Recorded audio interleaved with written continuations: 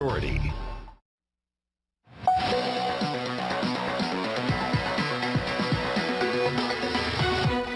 27 seconds until the opening bell. We are seeing a softer market after 8 straight weeks of gains. We are seeing S&P futures leading the charge lower, down about 0.4%, the same as the Russell, with a little bit lower of a gain for the NASDAQ 100. In bonds, no drama ahead of what we're expecting to see from Fed Chair Jay Powell. We are seeing yields marginally higher at the front end, lower on the long end as people chart out the fight for the Fed to bring down inflation. 3.74% on the 10-year. Crude is lower by just a touch, 1.2%, $70.95 traded on the NYMEX. And a bit of dollar strength, but this has been bouncing around all morning versus the euro after a pretty big week last week in terms of euro gains. What we are seeing is one stock at the open, Alibaba, the Chinese e-commerce giant, seeing a C-suite shakeup. Analysts at Forsyth Bar Asia writing that the move brings, quote, old management back to the stage, saying, quote, not sure whether it is a good thing for Alibaba, given now the key should be new growth drivers and the restructuring plan. Abigail Doolittle is back with us. Abby, what's the latest? Well, Lisa, investors seem to agree with that uncertainty because the stock is down despite the fact that we have this announcement. Now, of course, we've all known for months that the company is planning on breaking itself into 6 different pieces, including the cloud and other pieces, hoping to juice growth and profitability. This stock now down more than 70% since its peak back in late, I believe it was 2021, and that was, of course, when Jack Ma went into hiding in Beijing, all of the tech regulations there. But the question is whether or not the new chairman, Joseph Tsai, a longtime confidant of billionaire co-founder Jack Ma, can bring the growth and the profitability desired. And in terms of these different companies spinning out, 5 could in fact IPO, but with the stock's reaction being down, it seems as though investors are not clear that the path forward is clear. It will be an interesting one to continue to watch, Lisa. Thank you so much, Abby. Let's take a look at retail, particularly Nike. Shares falling from a warning after Morgan Stanley said there are concerns about inventory problems. The analysts writing that slowing demand has left a, quote, sizable inventory glut across the industry that is currently being promoted away. Let's get a sense of that. Turning to aviation, Boeing, just one of the many names making moves at the Paris Air Show. The company signing a firm order with Air Algérie for 8 737 MAX 9 aircraft. Meanwhile, Boeing says it's prepping to accelerate 737 production soon after a recent supplier issue slowed deliveries. Katie Greifeld joining us with more. Katie. So this is the first firm order announcement for Boeing at this year's Paris Air Show. Of course, the order is for 8 737 MAX 9 aircraft, in addition to 2 converted 737 flights. And of course, these are 2 companies that have worked together since the 1970s. I'm not quite sure if I can nail the pronunciation here, but Air Algérie is also considering wide-body purchases to expand in the future. So some good news finally for Boeing at this Paris Air Show. And it's not just the airline, of course. You also had aircraft leasing company Avalon announced today an order for 40 737 MAX airplanes. That's its first 737 MAX order since 2017, so a long time coming there. Boeing shares not moving too much today, down slightly less than 1%. This is a company that is up 60% over the past year, Lisa. Katie, thank you so much. Turning to the automakers, EV maker Rivian joining legacy automakers like Ford and GM, signing an agreement to join Tesla's supercharger network. Ed Ludlow with more, joining us now. Ed. Yeah, good morning, Lisa. Rivian shares up by more than 2%, pushing towards their highest level since April. It is a domino effect. Rivian signing an agreement with Tesla that A, would see them adopt the North American Charging Standard, or NACS standard, in production models of their current generation R1T, R1S, and then future generations of the R2 from 2025. In the interim, Rivian drivers will have to use an adapter, but they will have access to the Tesla supercharger network in North America, around 12,000 superchargers. Interesting, though, to see the reaction in both Rivian shares up 2.3%, Tesla slightly higher, about a percentage point. But Rivian will still continue to build out its own network of chargers, which will be based on the CCS standard. So they're doing both, going with the Tesla technology like GM and Ford, but continuing to build out their own network as well.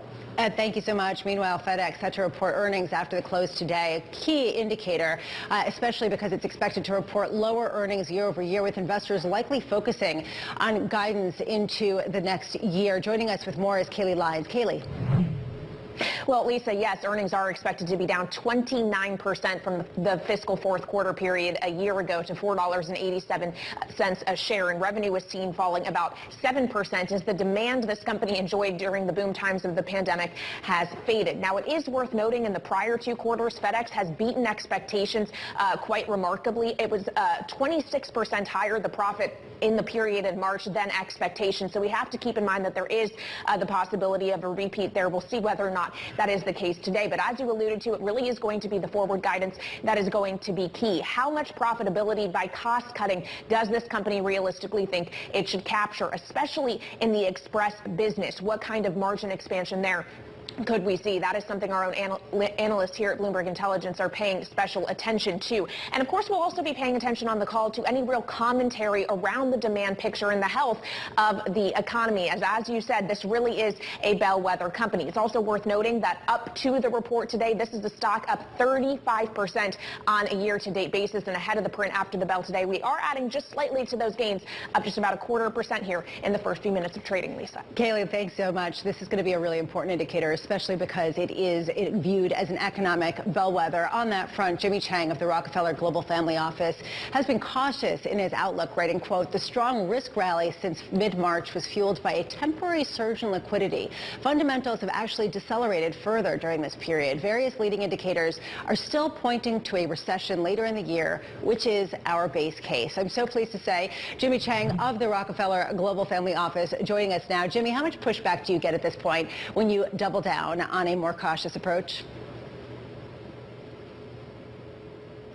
Landing camp, so it's getting less popular of a call. But recall at the start of the year, the consensus was that the U.S. economy will probably fall into a mild recession by mid-year. That turns out to be wrong.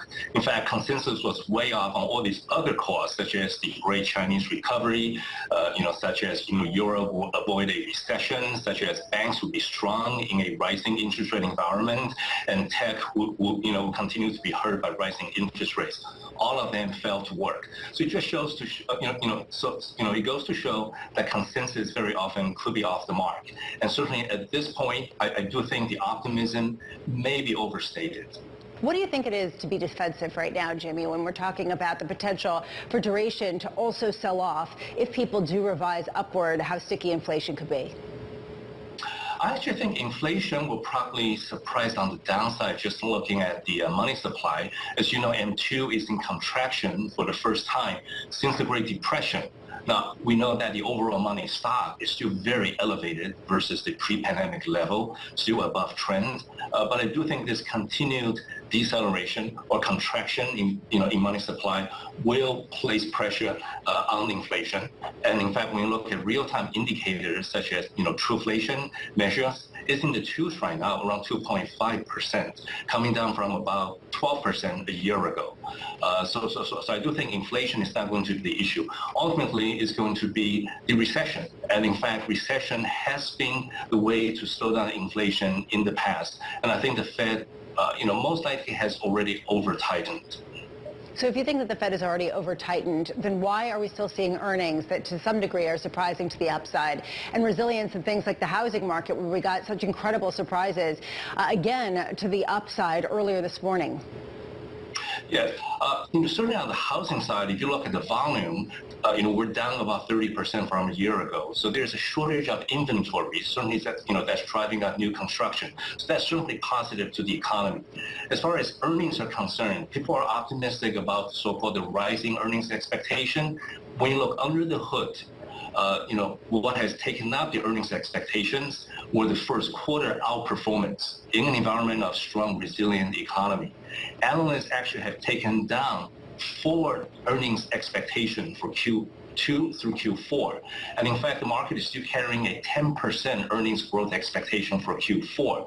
Now, if we do have a recession, I don't think we'll get anywhere close to that 10% number. What's your view, Jimmy, of this idea that artificial intelligence can sort of take this tech sphere out of the boom-bust cycle of economics and really move it into some sort of sea change in how we do business and which companies will reign supreme? Do you just reject it? Do you think it's overplayed? Or do you think that this is something real, even if you do shift into duration and make some of these more conservative shifts on the edges? I do believe that artificial intelligence is truly transformative. So was internet and its outlook back in 1999, and then we went through a huge correction in the early 2000s. I recall in 1999, so many companies would come up with press release. We're now an e-commerce company, and the stock will pop 10 points a day. I just looked at ChatGPT this morning for some inquiries. So is my market value higher now because I'm using AI? It is a tool. I do think it is going to be tremendously of a boost to productivity, but it will take time. Plus, the way to use AI is very different from traditional software. If you put in the same set of inputs into a traditional software program, you get the same output every single time. But with ChatGPT type of artificial intelligence, you're training it. There is an element of unpredictability. So companies need to adjust to how you train the technology to make use of it over time. It will take time. So at that point, do you think that there's going to be sort of a catalytic event when you do have companies, the AI-driven companies, at least when it comes to their gains, come out and say that they are not necessarily seeing the earnings boosts just yet? Do you think that that's going to be sort of the tipping point in markets that have been turbocharged by that promise? I think ultimately the tipping point for the market is the economic cycle and earnings expectations. Now, historically, we've looked at cycles going back to the 1920s. In every recessionary period, from the starting point of the recession, starting month to the market trough, on average, it drops about 28%. The median was 22%. And the reason is because earnings come down during a recession. Now, this time around, we may just be different, but I'm kind of old school. I look at the leading economic indicators. They're pointing to a recession.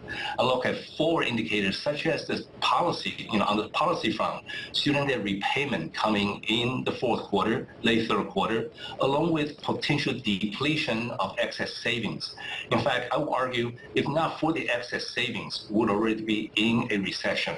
And the San Francisco Fed estimates that we have about $500 billion of excess savings at the end of the first quarter. That came from about $2.1 trillion in the summer of 2021.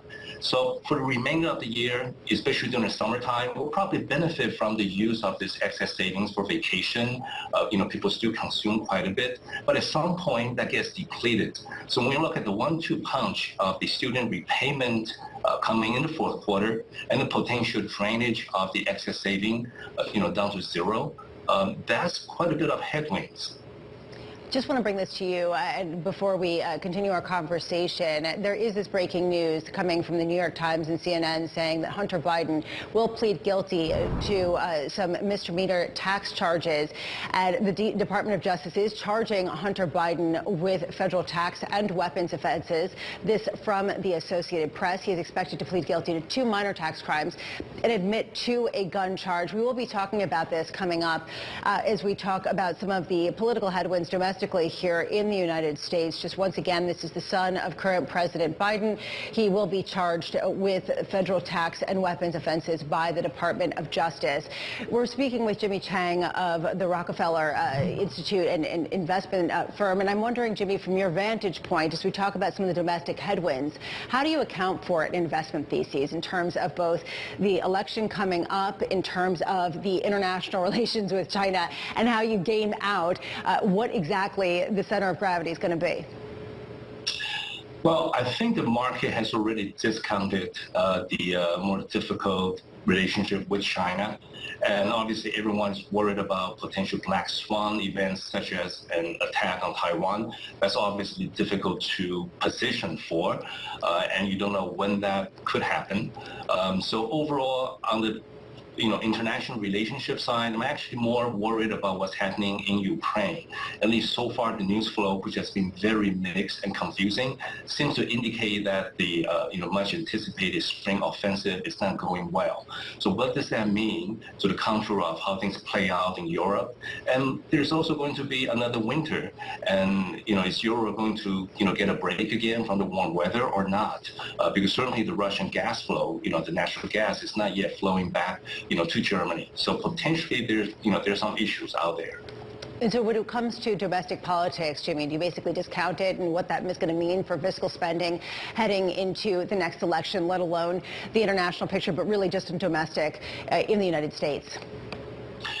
I think the Biden administration, through the Inflation Reduction Act, has really loaded so much stimulus going into the election year. And I do think the House Republicans are trying to curtail some of the spending, and that's a potential budget battle later in the fall. And obviously, the election next year will be extremely contentious. And I do think in the long run, that has an impact on psychology, on valuations, because there is the sense that America is currently being mismanaged. Jimmy Chang, thank you so much for taking the time. Coming up, China in focus as the U.S. decouples and Europe de-risks. I think there's no way around dialogue. Dialogue is super important to do that, to get back to the table if you want. I wish sometimes, as I lived a lot in Asia, that the Germans also understand that it is not always better or worse, it's just different. That conversation coming up next will also be touching on Hunter Biden and the latest from the Department of Justice, as well as the trial date for the former President Trump. From New York, this is Bloomberg.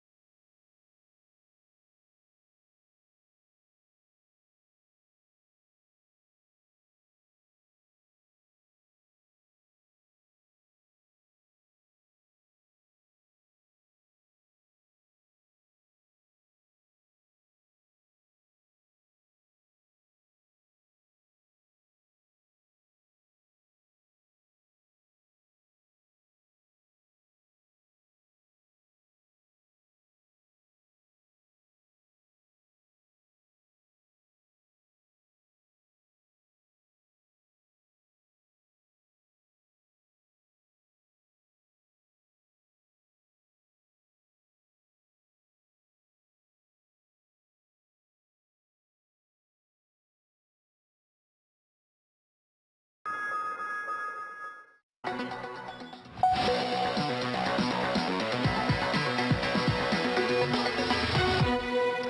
is Bloomberg The Open. Breaking news. The Justice Department has charged President Joe Biden's son, Hunter Biden, with federal tax and weapons offenses and will plead guilty. Bloomberg's Kayleigh Lyons is back with us in Washington, D.C. Kayleigh, let's just start there. What the latest charges are, what the allegations were, and what our understanding is about what he will plead.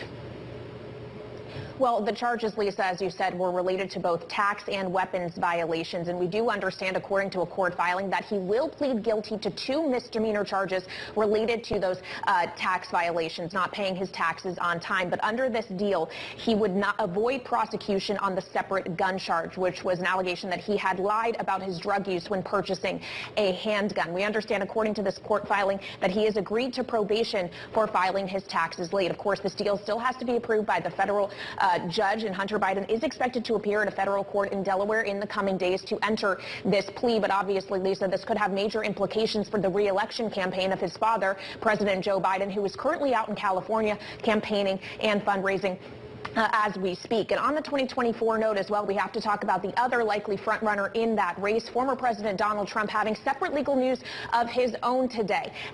A week after his arraignment on federal charges, 37 counts related to his handling of classified documents at his Mar-a-Lago resort in Florida after leaving the White House, a trial date has now been set by a Trump-appointed judge. Judge Aileen Cannon has set that trial date for August 14th of this year, less than 2 months from now. Now, that is not set in stone. The Trump defense team could still push to delay that via different filings, but of course the judge here is setting a pretty speedy trial date after the special counsel Jack Smith had asked for one when this indictment came down less than 2 weeks ago. And should it actually be in August, we have to keep in mind that could mean this trial is ongoing during the first presidential primary debate for the Republicans on August 23rd in Milwaukee. And we also have long expected that another potential indictment from the district attorney in Fulton County, Georgia, could also come down in August. So this morning, Lisa, legal woes mounting for former President Trump and for the current president's son as well. Kayleigh, thank you so much. In the meantime, on the international relations front, that have dovetailed into Tony Blinken, Secretary of the U.S., heading over to China. Olaf Scholz is hosting one of the key officials of the Chinese Premier, Li Qiang, and joining us now to really talk about what the ramifications and the intel is. Oliver Crook joining us now from Berlin. Ollie, what are we learning? That's right, Lisa. So this meeting was always going to be about signals rather than substance. We're not really in a stage where we're going to get big signed agreements, going to get big, rollouts with this relationship. But basically, it is significant. And the Chinese Foreign Ministry wants us to read into the fact that for this premier's first trip abroad, he has chosen Germany as the first location. These are Merkel-era level talks that were between the German government and the Chinese government. But this is not the Merkel era. And this is the backdrop of these conversations where Olaf Scholz and the government are talking about de-risk, de-risk, de-risk, but wait, don't decouple. So there's also no full China strategy from the Scholz government yet. That is expected to come out at the beginning of July. And let's not forget the economic imperative here. The trade relationship between Germany and China is 300 billion euros. It's the biggest relationship for Germany. And for many of these companies, BASF, BMW, Siemens, they are still investing in China. So it's a lot of cake having and eating going on here. I was just at the German industry lobby event where I spoke to the CATL Europe CEO, and I spoke to another German CEO, and I said, hey, can we do an interview? He said, what do you want to talk about? Relationship with China? Maybe not. It's a little bit too sensitive right now. Oliver Crook, it is not just in Germany, it is also in the U.S. Thank you so much for taking the time, and we'll be looking for more of your updates. Coming up, the market-moving events that you need to be watching. That's next in our trading diary, about 25 minutes into the trading session, just a bit lower. This is Bloomberg.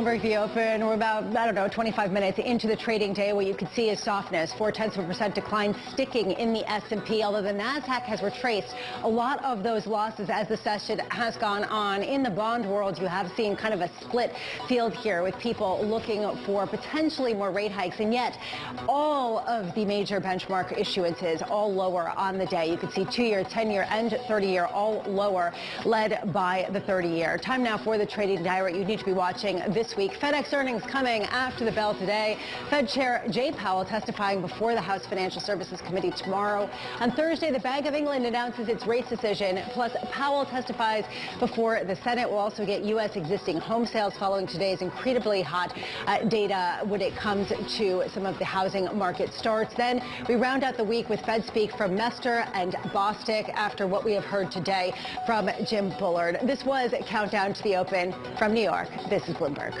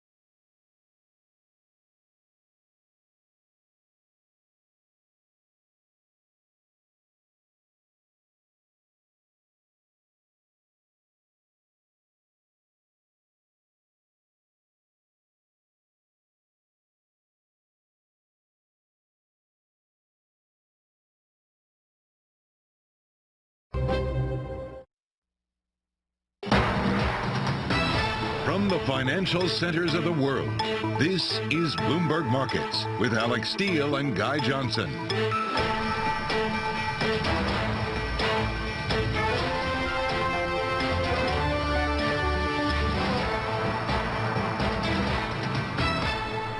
It is 30 minutes into the U.S. trading day, Tuesday, June 20th. Here are the top market stories that we're following for you at this hour. We're running with the bulls. Morgan Stanley's Mike Wilson says stock bulls are in for a rude awakening. S&P holds steady here, just down by 0.5%. We're going to look for the next bull catalyst. And the China factor, Schultz meets with Lee, Blinken meets with Xi as the West tries to figure out its economic relationship with China. We're going to get the view from global shipper Genco. And Airbus makes history. We speak first to Guillaume Faure, CEO of Airbus, on the biggest aircraft order ever, a 500-plane deal with Indigo. From New York, I'm Alex Steele with Danny Berger in London. Co-anchor Guy Johnson, what's his name again, is on assignment at the Paris Air Show. It's kind of, this is for Super Bowl, but it's great to have you, Danny. Thank you so much for joining. Something we're going to talk about a lot is the optimism that we've seen in the equity market. Is it justified? And then I look at these housing numbers today, permits and starts. I mean, that's a pretty gangbuster number. Yeah, it is. Also, Alex, I secretly love you forgetting Guy Johnson's name when I'm on with you. That's my evil plan all along. But U.S. housing starts surging to the most since 2016. Alex, it is such a weird time. It is a strange cycle.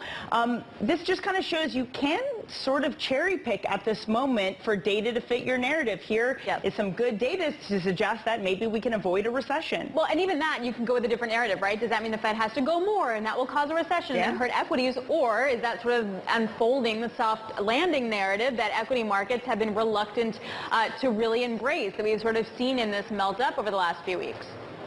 And, John Authors does point out in his piece in terms of what's led us to a new 20% up from the lows. Home builders is one of the new sectors at an all-time high. It is cyclical sectors that have got us here. Of course, Alex, we're a little bit softer today. Right, but like the small caps catching up, some of the industrials catching up, the home builders catching up.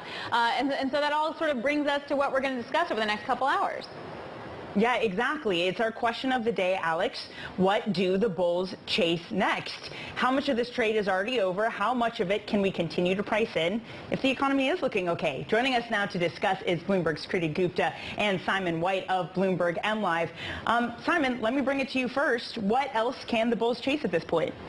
Anything and everything, the way things have been going recently. It's been a very narrow market, as everyone's commented on, but that isn't necessarily a reason that the market is going to have a downturn. Tends to be when you get very narrow leadership, historically speaking. It's not particularly negative for the market going forward, 3-6 months. So it's quite potential from a historical perspective. It could broaden out. And I think what tends to happen is some of the more lagging sectors are more likely to catch up. So you've got like energy and utilities and things like that. I mean, look, I think when people want to find reasons to invest and buy stocks, they'll find reasons, and the cash will be attracted to the laggards, and that's what always has happened in previous bull markets. That's like a pretty bullish view for Simon. I just want to point that out here. I give Simon a lot of grief for being really bearish and negative, but that was a pretty bullish view. All right, Kriti, what about you? I mean, I understand the positioning was really a tailwind, and if we're out of that positioning story, like what the next bull wind is. Well, I think it becomes cash, and the reason I say this is because... Like cash belonging to the equity market? As in cash for raising, and I'll explain in a second. Basically, what you saw in the last couple of years is kind of this idea of you need to show top-line growth at the end of the day. I think you had a question of the day a couple of weeks ago that talked about just how much top-line growth the companies are really seeing, this idea of are we really going to see that slowdown in consumer growth? Well, we're seeing it, but companies are able to weather that. We're now able to see them improve on their margins. The next leg forward is going to be liquidity for a lot of these companies, which includes things like fundraising. It includes things like equity and debt issuance to credit markets. You're starting to see a lot of these major companies come and raise billions and billions of dollars in these massive jumbo deals, specifically in biotech. Then they go and are able to acquire companies. If they're able to get through the regulatory footholds, then they're really onto something kind of huge, and that's where you get kind of, I don't want to say the next leg of gains the next few months. I'm talking about kind of longer term sustainable gains. So I think a lot of it has to come down with the cash profile and just how much cash a lot of these companies are able to get on their balance sheet. What about margins, Kriti? Have those been holding up? Are they looking like they might expand into the next earnings season? They actually have been holding up, and in fact, I think it's almost interesting. There's kind of this scientific theory, I think, I don't even know if it's proven, but theory that if you were to put a baby shark in a tiny cage, the baby shark isn't going to grow into a full-size shark. I promise this relates. The reason I'm bringing this up is the company kind of adapts to its environment in the way that a baby shark might, excuse the analogy. But basically the idea here is that there have been very tight labor market conditions. There have been extremely high rates for a lot of these companies to adapt very quickly. And the reason that they are able to do that is because of these cost efficiencies. You're seeing it in layoffs. You're seeing it in price hikes that the consumer has been able to weather. So you are seeing a lot of these companies able to navigate the higher interest rate environment to the Federal Reserve's delight because they're able to, again, adapt. And that's why you're seeing the micro story, I think, arguably arguably slightly more important than the macro one. Yeah, and all the parents who watch the show and are on the show really appreciate you guys for bringing up Baby Shark. Thanks a lot, because now it's going to be in our heads till the end of time. Danny, the other side, though, is I feel like was the liquidity squeeze that I feel like we've been expecting since SVB kind of blew up and the banking crisis here. And it's really hard to see that liquidity story and liquidity being drawn out as actually coming to fruition at this point. Yeah, how bad was that credit crunch we really saw of the pullback of SVB? Were we able to actually handle it? Of course, Alex, there's the other side of liquidity. And Simon, let me bring this to you, because one of the long arguments, I mean, you can say it's, you know, correlation, not causation, but when you're looking at money supply expanding, you're looking at the Fed's balance sheet expanding, stocks rose. We have the opposite happening now. Shouldn't, just as a matter of fact of that, we be undoing gains? Can we really be at the levels that we're at currently with equities? Well, it depends how you look at liquidity. So I think on a central bank balance sheet perspective, this is the way I think people mostly look at it. You think conditions are very tight. But really, when it comes to risk assets, they're much more gauged by the effect of excess liquidity, and that's the difference between real money growth and economic growth.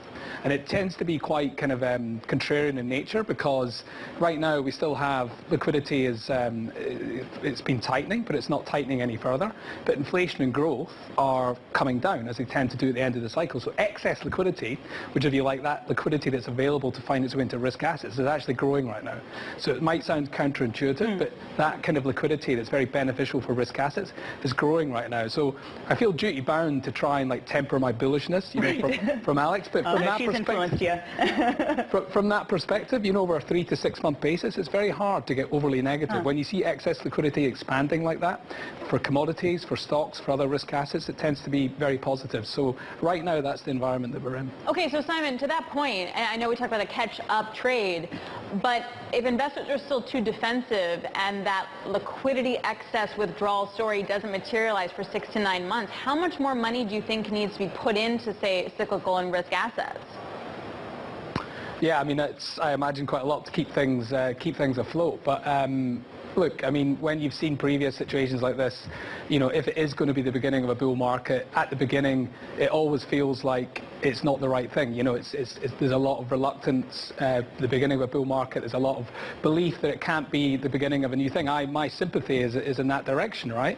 But you know, all good trades never feel good at the time, and we could be at the beginning of something. There's still a lot of you know, don't feel disappointed. There's many black clouds in the sky to potentially you know, deter that happening. But I mean, you have to respect the fact of liquidity, and you have to respect some of the technicals, and they're very positive right now. Right. Well, I mean, when there's plenty of people who hate this rally, I guess it means there's plenty more money to come in. And Critty, to that point, I mean, cash is yielding the same as, you know, 12-month earning yields on the S&P 500.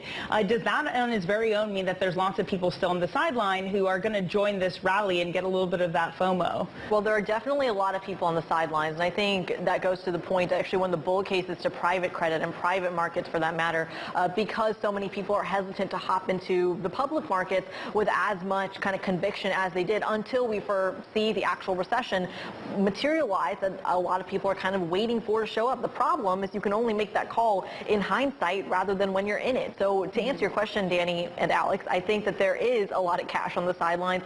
Is that necessarily going to go into the equity markets? That's a different story, because this isn't necessarily kind of the times we've seen in the past where people are just waiting to hop back in. There are other alternatives, to your point, and I think that's where the micro really matters. The kind of argument that we've been hearing for the last month or a year or so, which is it's a stock picker's market. Well, I think that really applies here, because no one is going into the index level with as much conviction as they did perhaps a year ago. Right. But the other unloved rally we saw, 2009, and look what happened there. All right, guys, really great to set us up. Thank you so very much, Critty Gupta and Simon White of Bloomberg MLive. Thank you, thank you, thank you. Coming up, more on our question of the day. What do the bulls wind up chasing next? We're going to be joined by Ethan Devitt, Moneta Chief Investment Officer. This is Bloomberg.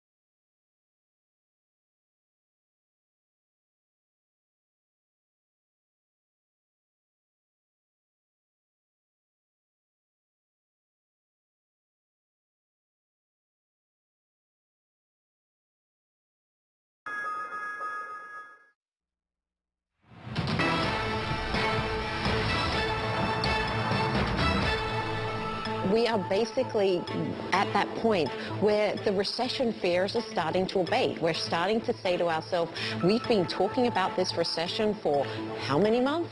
It's been a really significant amount of talk, and it hasn't happened.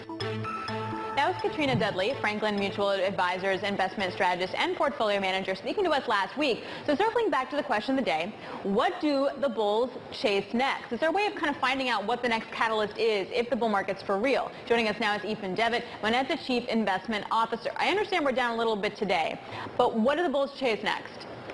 Next, I think they leave the shores of the U.S. and start looking at emerging markets, at developed markets, all those areas that have been so unloved and have essentially underperformed the U.S. for one of the longest streaks now since records began. Because if we look outside the U.S., we're looking at perhaps a weakening U.S. dollar now if the Fed pauses and is slower going forward. We're not seeing any sign of pausing elsewhere, apart from China that's going the other direction. So if the dollar is looking weaker, even better time to be outside. Yeah, I was going to say, Ethan, I'm assuming it depends where in EM, right? If you're exposed to China, do you want to avoid those markets right now? China is the one kind of problem spot in EM right now. It's the one question our clients ask us about all the time. There are various political reasons one might not want to be in China. Obviously, its emergence from COVID has been very disappointing. We've seen them drop their rates there just to stimulate some growth. So China would perhaps be the one problem area, but there's still a burgeoning consumer in China, and all those countries around that are going to be supplying into that. So I do see some real interest in that, and also the fact that Europe has been somewhat overlooked for the best part of a decade now in terms of where the multinational companies making solid products that are key to the consumer, they've been overlooked. So I actually see that the bull will start to turn their attention there. Bulls are early movers though, and the mainstream kind of middle of the road investor, I see them perhaps playing catch up. Well, I have a couple things to break down with that, but one is just the consumer point, because it feels like the U.S. consumer in some ways is very different than other consumers. One, we cut a lot of checks to people during COVID. Two, you had the refi craze and the housing market. If you have 30-year fixed under 3% and you were able to refi, you have a lot of money extra a month in ways that other countries aren't going to have. So can we make the case the U.S. consumer here is going to be different? Definitely the U.S. consumer is more resilient, I believe, because of those factors you pointed out. Other countries also got stimulus payments during COVID, but they're perhaps dealing with more persistent inflation today, higher energy prices, and they clearly don't have as much perhaps discretionary expenditure. But I do think the consumer all around is generally quite buoyant, more buoyant than we've expected. We've seen that recession can be kicked down the road in most of Europe, not Germany notably, but in the UK where it's been perhaps most broadly expected. So I don't think we should write off any consumer anywhere. And remember, just a few years ago we were talking about that emerging middle class in emerging markets. They haven't gone away either, so we need to think about them. Are we definitely getting a recession, Ethan? I mean, I know the yield curve is inverted, and it historically has told us we will get one, but is there some chance it's just not going to materialize? There's a huge chance, maybe a technical recession will materialize, but it won't feel like the recessions we've known before. The one thing that the Fed and all other institutions now is a very well-used toolbox that they have on hand to take out tools to tackle recessions, to tackle crises, to shore up confidence. And they've been using that quite liberally since 08-09. And I can see that now, having raised rates as aggressively as they did, they have plenty of tools in the toolbox to offset a recession going forward. So we may have a technical recession. We may all feel a little more glum because certainly consumer sentiment has been divorced from some of that hard data. But as long as the employment picture stays solid, I do believe that we will avert a recession. But there's going to be some pain in there. There will be bankruptcies, there will be restructurings. But overall, I don't think we're looking at that kind of catastrophic outcome that we saw in 08-09. Right, and you also saw with SVB, right? Like that was a real risk, and you saw central banks get in there and really provide liquidity, to your point. Question on the multinational front. Why would this be a time to be betting on European multinationals, in that there's going to be a lot of trade issues with the IRA, for example, and making sure that certain companies in Europe can sell and count for a certain credit for EVs, for example. European equities also have a ton of exposure to China that are multinational. Why is this the moment? Perhaps to do with sentiment, the fact that they have been depressed for so long. It's interesting that the DAX is so positive year to date, even when we've seen those recession numbers come out of Germany, slow down, come out of Ireland, etc. So yes, they've had a weak currency up till now. It's starting to strengthen. So that weaker currency would have been in their interest. I would say that the regulatory picture in Europe has always been quite a bit more restrictive than in the US. So the tech companies, etc., are used to dancing with with more teeth. So I'm not sure that the marginal difference in regulation is going to be that severe for them. That may already have been discounted in. We have more employment protection in Europe. That already is perhaps discounted into all these valuations. So just a little bit more upside. Nothing soaring like we're seeing in US tech stocks, but just more upside, more reversion to the mean. That's what I'd expect. You know, on the employment side of things, I mean, we continue to see such strong labor figures, I mean, everywhere, but Europe too. Is there some sense that the traditional transmission mechanism of central bank policy here in Europe isn't operating as usual? And does that mean we're going to see even higher rates in this part of the world? I saw a statistic this week that suggested that only 25% of the rate rises has already been transmitted into effect. So if that's the case, then we really have to wait and see where this unprecedented rate hikes is getting us. Well, so I think the transmission mechanism is the same everywhere. It hasn't gone through yet. Yeah, and Danny, you know, to your point, I think it all winds up going back to the consumer, right? And if we had a lot of the money go to households, not necessarily to financial markets and to companies, in the same way that we might have had during different crises, and that could also explain the longer lag. But what does that even look like? Like, how do you invest for a lag that you know is going to come?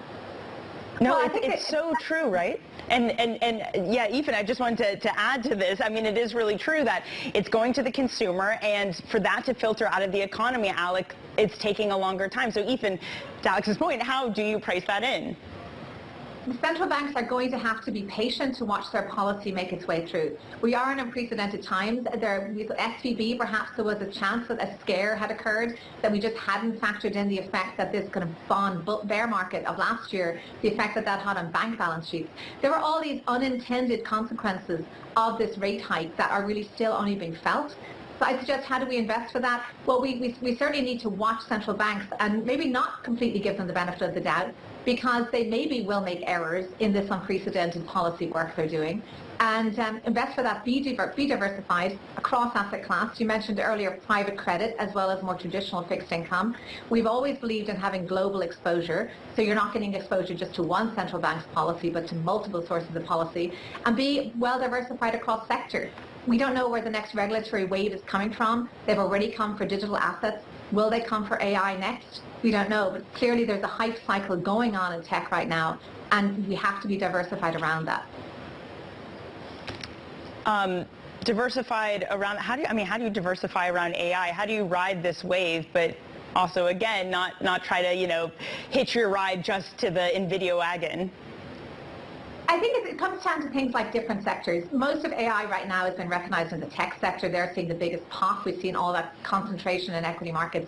AI and digital health overall is going to have a huge impact on healthcare, and perhaps that hasn't been factored in. It's a little bit more complex, a few more derivatives. It's not just a chip maker, it's how it's going to affect perhaps pricing structures within healthcare. That's a little bit longer. There's a transmission effect of that too. So what I mean by diversify around it is build a diversified equity portfolio. Don't be all invested in those top 5 stocks that are giving much of the bump today. Okay, Ethan, thank you so much for joining us today. Really appreciate it. That's Ethan Devitt, Moneta Chief Investment Officer. Now, still ahead, the Chinese e-commerce giant Alibaba is named a new CEO and chairman in a major shakeup. We have details next in the startup. This is Bloomberg.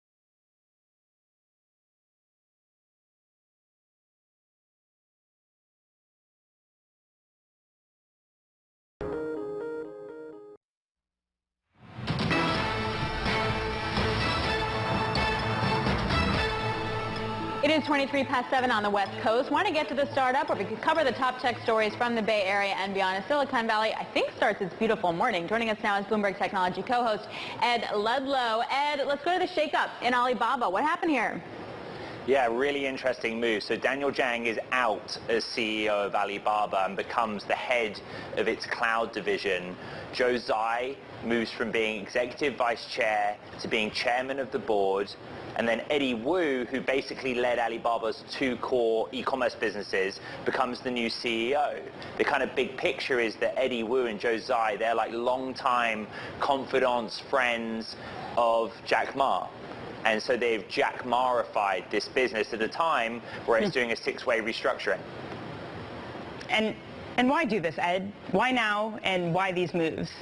You know, lots of hypotheses posed. You know, one thing we know, the shares are down, the US ADRs are down more than 4%, right? So investors are not convinced. And one reason that's out there that they're not convinced is, you know, the changes may or may not be positive. It doesn't hide away from the fact that they are hiving off that cloud business, trying to spin off two other divisions. We could see a number of IPOs over the next 6 months to 18 months as they try and separate those six business units. But the why may go back to this idea that Alibaba was a leader in technology, and that was a lot to do with Jack Ma's vision and entrepreneurship. And since the regulatory crackdown of 2020, they've not been able to get back to that kind of shining light of being the face of Chinese technology. So are they the shining face, or should they be of Chinese technology? Should they just be looked at as a global tech giant instead? Well, the other way, more sort of sinister or skeptical way of looking at it is this is knee-jerk, right? They've had 3 consecutive quarters of low single-digit growth for a company that's just grown in a massive way over a very long sustained period of time. So maybe they're responding to that. But one reason that their growth has slowed beyond just the kind of slowdown and recovery out of COVID zero in China on the consumer side, the e-commerce side, is that Alibaba kind of was the main target of Xi Jinping and the Chinese government's 2020 look at the technology sector. They basically made them an example of things they weren't too keen on about privately held tech companies, and they've not been able to gain that top spot, whether it's from a market cap perspective or even just kind of in a public-facing perspective. And there are all of the rumors and media reports about, where is Jack Ma? Is he well? Yes, he is well. But the relationship with the Chinese government's not been as strong. There's been a sort of easing of that crackdown, and now you have these kind of long-standing powerhouse businessmen back at the top. See if it works. Interesting. Yep. Alibaba ADRs down over 4.5%, their worst day since May 18th. Ed, thank you so much for that. That's Bloomberg's Ed Ludlow. And of course, you can catch Ed and Caroline Hyde on Bloomberg Technology coming up in around 90 minutes time, as the NASDAQ did start the day positive. It's now down 0.7%. Coming up, Guy Johnson is on the ground at the Paris Air Show. He's going to be speaking with the Airbus CEO in the first interview since they secured the biggest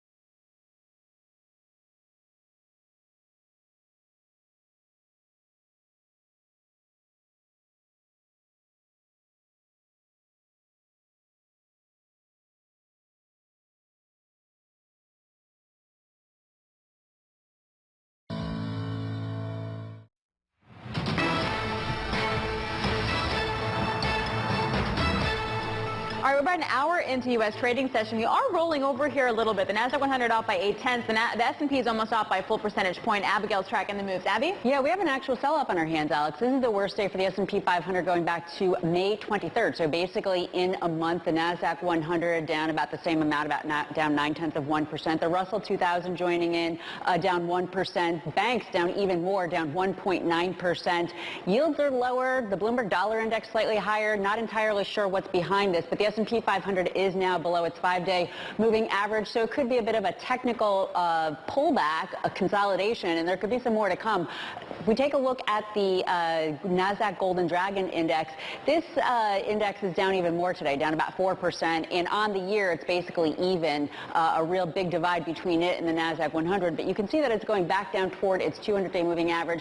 I would suggest that weakness in this area is probably not a great thing for U.S. stocks, even though there has been this divergence on this year. But at this point, U.S. stocks are pretty vulnerable from a technical standpoint. So let's see. Maybe we're going to continue to have some consolidation. Supporting that idea, take a look at the Bloomberg Commodity Index. Also its worst day in about a month, down 1.7%. Crude, gold, and then silver really down almost its worst day, I believe, in close to 2 months. So the risk rally that we had last week, Alex, it's just not continuing here. We've got some risk off. And you have to wonder, like, is it a break or is it something deteriorating? Abigail, thanks a lot. Really appreciate that. And to that point, you know, Danny, bullish positioning in U.S. equity futures is the most extended for the S&P and the Nasdaq 100 going back to 2010. So, like, taking some kind of a break may not be the worst thing in the world. Maybe some consolidation there, as Abigail was talking about. Or are we kind of unwinding the bullish momentum that we've seen?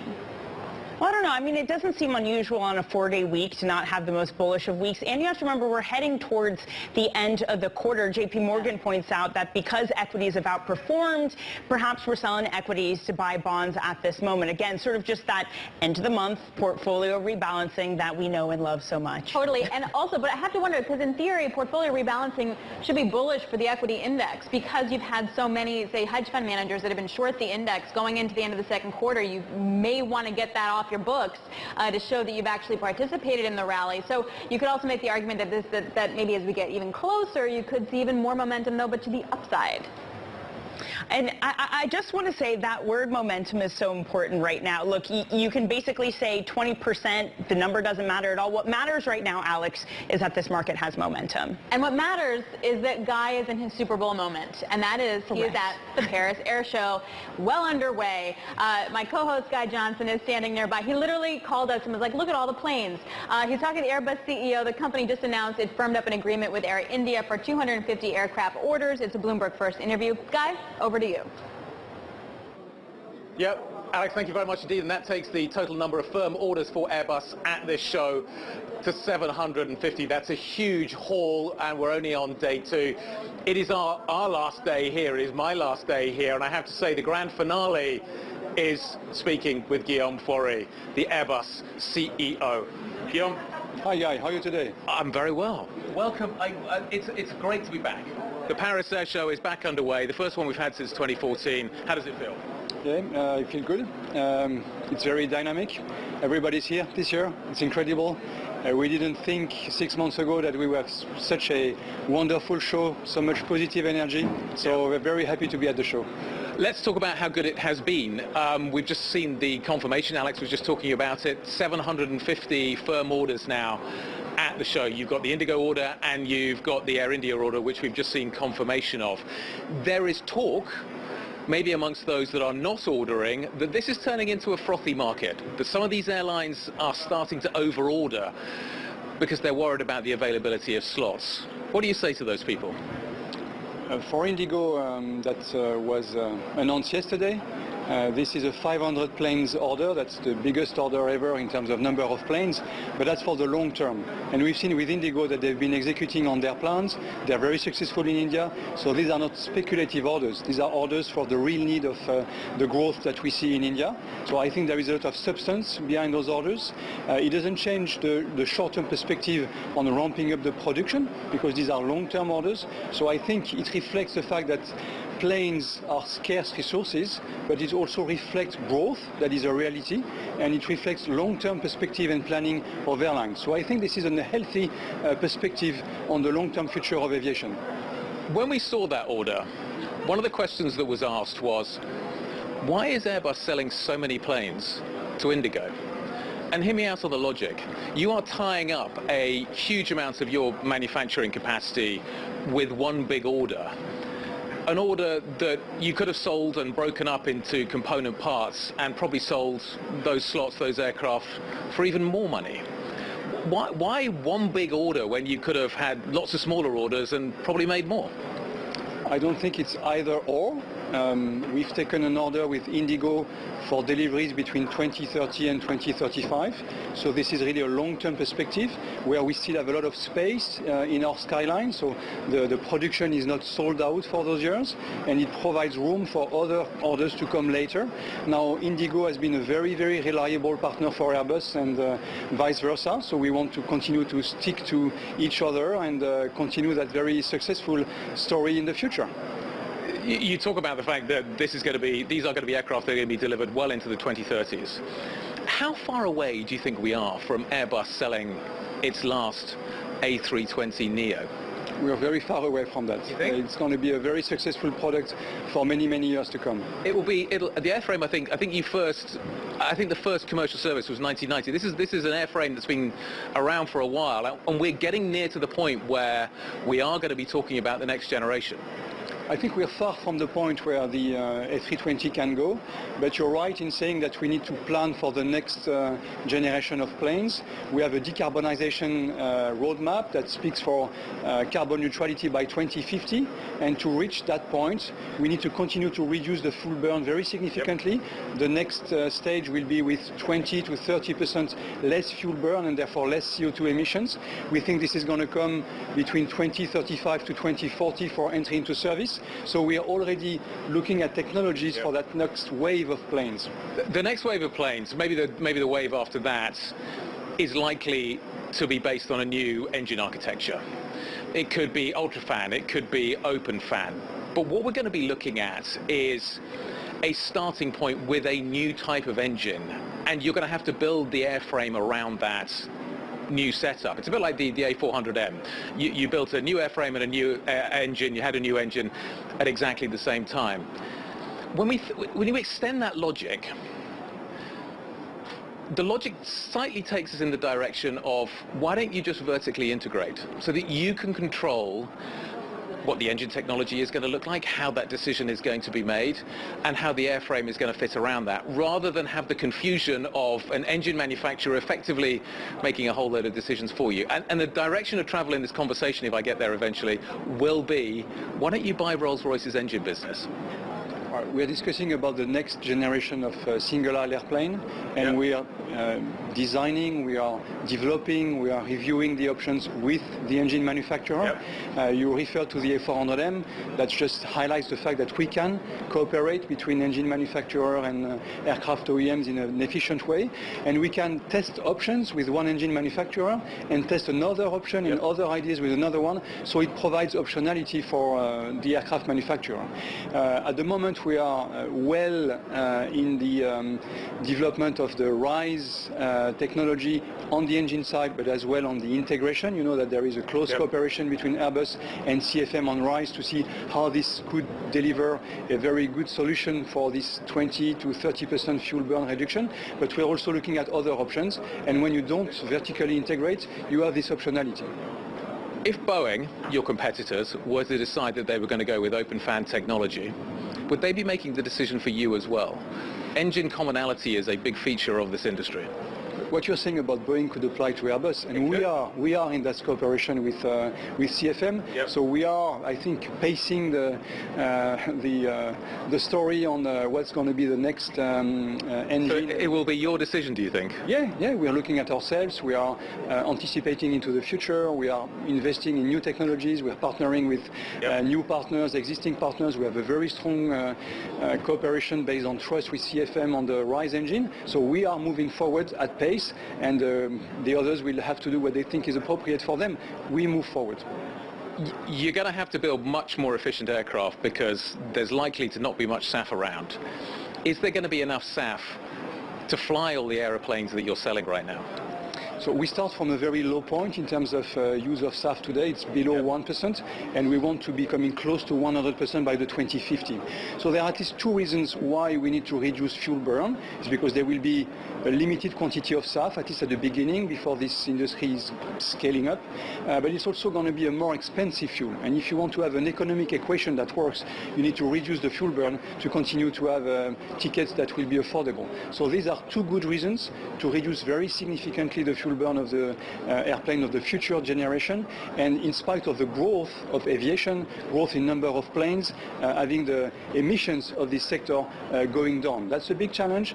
Rising the quantity of SAF is an ingredient, but to make it economically viable, each and every plane needs to be burning less fuel, less SAF. I've just been told I've got 2 minutes left, so I'm going to do a quick fire round with Jun23. Is there enough demand for two engines on the A220?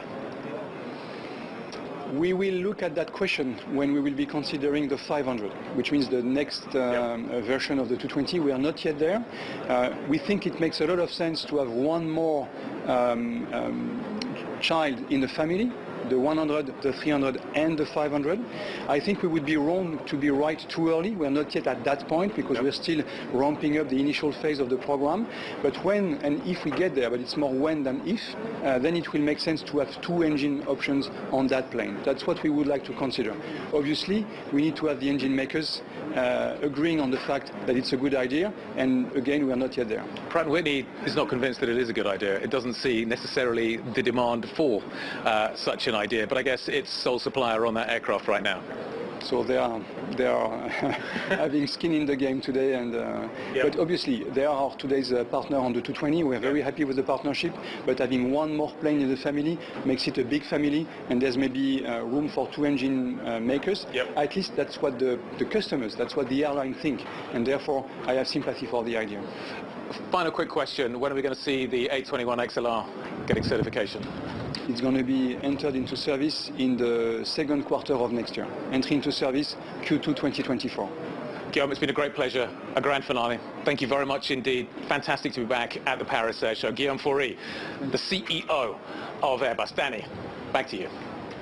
Guy, thank you so much for that. A fantastic conversation again after that record-breaking order and some just all-around giant planes behind Guy there. What have you? All right, coming up on the show, we're going to get a read on the global shipping industry from the largest dry bulk shipper in the United States.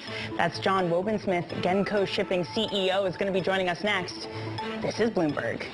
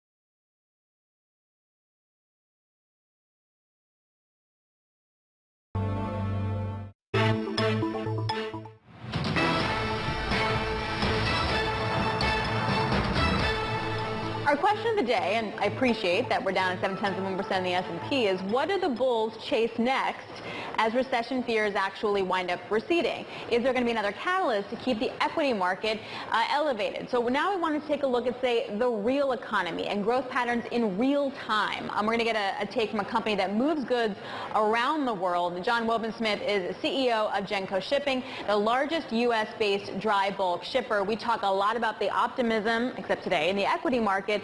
How do you feel about the economy on the ground? How optimistic are you?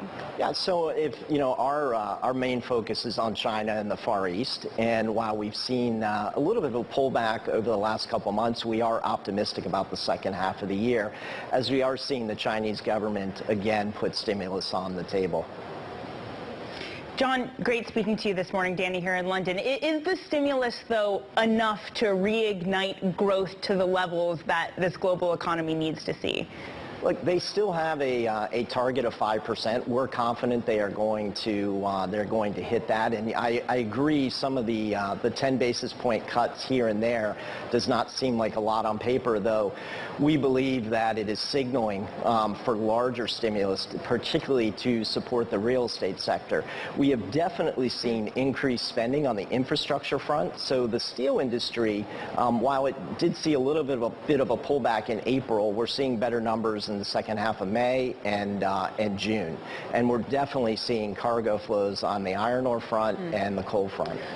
So iron ore and coal, do you get the idea that this is inventory replenishment in China, or is this like straight up demand from China? I think it's straight up demand. We've seen iron ore inventories as well as steel inventories decline. We're actually down to some very low numbers on the days on hand for iron ore. The restocking, which would be normal for dry bulk shipping, will occur in the second half of the year. Typically, the second half of the year sees a 20% bump on iron ore imports versus the first half. Interesting. So that's China, and of course it's one of the largest importers of dry bulk commodities, but what about the rest of the world? What are you seeing in terms of recessionary or non-recessionary impulses? I still think in Europe we're slow. We're seeing a slowdown in commodities going into Europe, with the exception of coal. That's sort of held fairly firm. But in general, metals we've seen down in Europe. And of course, the U.S. is a little tougher to gauge for us because it's not a major dry bulk importer. We do import cement, which I think we talked about last time I was on, and that is really geared more towards the infrastructure bills that have been pushed through the federal government. So I'm assuming that that's holding up. That's holding up, yes. So, to the coal point, you mentioned it twice. Are you shipping more coal today than you did a few years ago? Like, put it in perspective for us. Yes, we are. And so obviously the war in Ukraine has moved cargo flows with Europe importing basically zero from Russia, so having to rely on South Africa, the U.S. Gulf, and Colombia, even as far away as Australia. So we've seen that move. But we're also seeing, I think, a general shift of coal growth or power generation growth on the coal side to Asia from Europe, and so that has also expanded trade routes. We're going into most likely an El Nino event. It'll be interesting to see how strong it is, but we are already seeing in China much lower hydropower production, and they are importing more coal as a consequence of that. John, just how much have things like Russia invading Ukraine, sanctions, the geopolitical tensions between China and the U.S., how much has that changed your industry and shipping routes? Well, it certainly has changed again on the coal front, as well as the grains. I think on the grains is going to be very interesting. There obviously is the grain corridor that has been set up and negotiated several times now.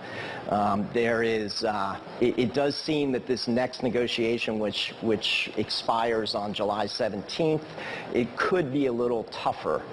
It does seem that the Russians are demanding more, particularly particularly in terms of access to banking on the agricultural front. So it could be a tougher go in terms of what the terms are of negotiating that agreement.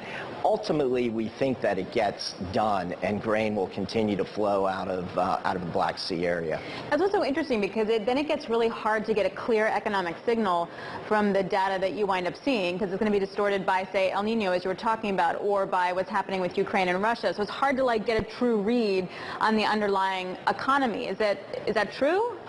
Look, China is still a little bit of a black box, but we have a fairly good handle. We can see the cargo flows ebb and flow. We saw the pullback probably before, what I would say the popular press was reporting, because we saw lower cargo flows developing in April. And again, that matches right with the Chinese government pulling back that stimulus at that time. But we're now in a reverse situation, and the steel production is improving. And for our business, we have such a supply constrained business in terms of new ships coming online for the next several years. Our business doesn't need much demand growth to continue to have freight rates recover, just because of that very low supply situation and new ships coming on. Yeah, John, to that point, there have been a fair amount of companies in the last earnings season who are saying, look, we have really benefited from freight rates coming down. I mean, companies from commodity-focused ones to even Lululemon. But at what point does it get worrisome and you say, okay, this looks something that could head into a freight rate recession? So again, iron ore is our biggest commodity. Genco ships about 42-43% of our trade last year was iron ore based. And we have seen, while we saw iron ore, the price of iron ore get down to $100 a ton a month or so ago, we again have seen a recovery on that commodity, which is purely demand based. There's no real supply constraints on iron ore right now. Really great to get your perspective. I also think it's so fascinating with coal, that we think we're phasing it out and you're just seeing more shipments. I think that El Nino could make it worse too. John, thanks a lot. We always appreciate you coming by. John Woven-Smith, Genco Shipping CEO. Thank you. This is Bloomberg.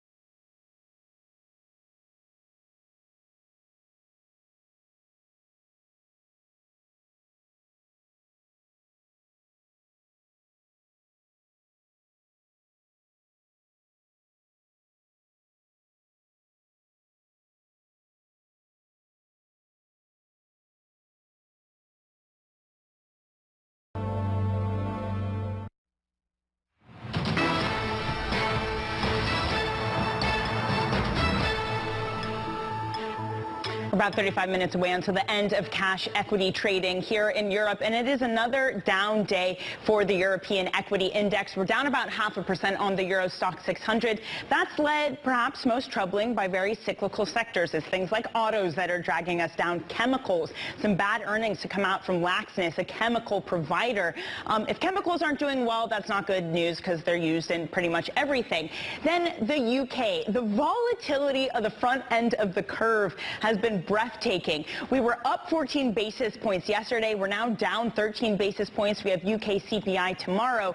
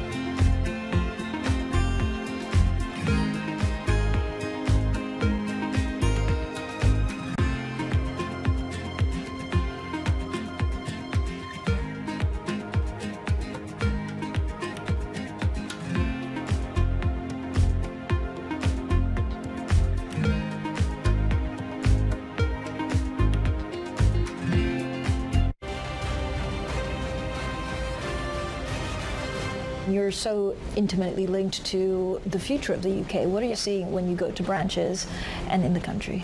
Yeah, we're seeing a lot of anxiety at the moment. I think the recovery from the pandemic has been and is continuing to be very strong. So I think we're seeing the economy recover. But with rising interest rates, with inflation, those are things that peoples and families and businesses haven't had to deal with for 10 years. So a lot of business owners today haven't had to operate in that environment. So it's causing quite a lot of anxiety, which means for us, because we're up and down the country in branches and offices, we can spend a lot of time talking to businesses and helping them plan and deal with it. But it is, it's very different, and it's not something people have had to operate in for a long time.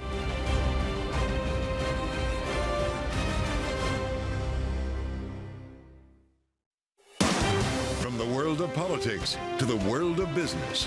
Every weekday at 5 p.m. Eastern Time, hosts Anne-Marie Hordern and Joe Matthew alongside Kaylee Lines deliver news, insight, and analysis live from Bloomberg's Washington headquarters. Get the latest from and about politics' biggest power players at the end of every trading day.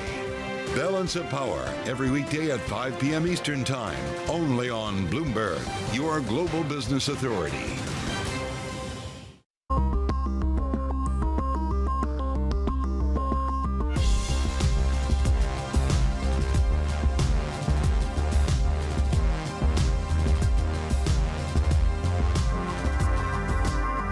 When U.S. jobs numbers are released, Bloomberg brings you crucial data at terminal speed and instant expert analysis. Nobody covers Jobs Day like Bloomberg. It's Tuesday, the 20th of June, a new bull market already under pressure. The countdown to the close starts right now.